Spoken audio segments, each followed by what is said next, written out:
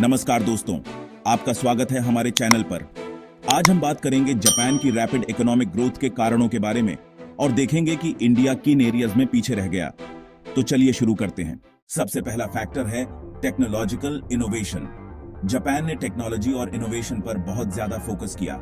Soni, Toyota, Panasonic जैसे brands ने दुनिया भर में अपना नाम बनाया। इसके कंपेयर में इंडिया में टेक्नोलॉजिकल इनोवेशन थोड़ा पीछे रहा, लेकिन आज के दिन में हमारे स्टार्टअप इकोसिस्टम और आईटी सेक्टर में बहुत ग्रोथ हो रही है। दूसरा पॉइंट है education and skill development. Japan ने अपने एजुकेशन सिस्टम में टेक्निकल और वोकेशनल ट्रेनिंग पर फोकस किया, जिससे उन्हें एक स्किल्ड वर्कफोर्स मिली। इंडिया में एजुकेशन सिस्टम अभी भी मॉडर्नाइजेशन और स्किल बेस्ड ट्रेनिंग की कमी से जूझ रहा है, लेकिन नए इनिशिएटिव्स जैसे स्किल इंडिया इस गैप को फिल करने की कोशिश कर रहे हैं।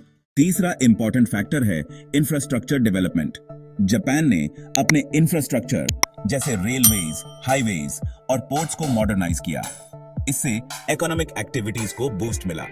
इंडिया में इंफ्रास्ट्रक्चर डेवलपमेंट प्रोग्रेस कर रहा है, पर रूरल और अर्बन एरियाज में अभी भी काफी गैप है। चौथा पॉइंट है government policies and economic planning.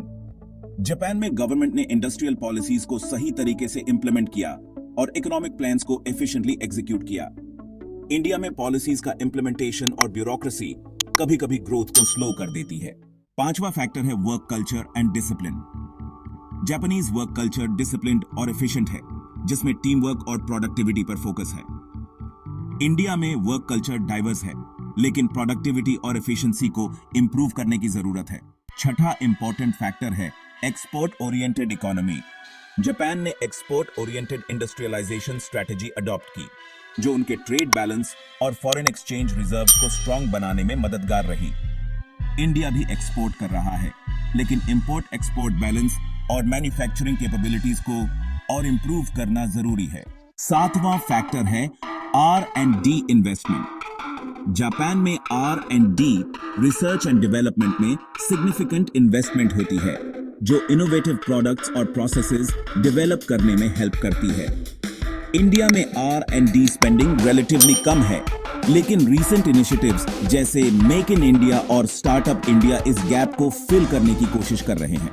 आठवां और अंतिम फैक्टर है trade policies and global integration.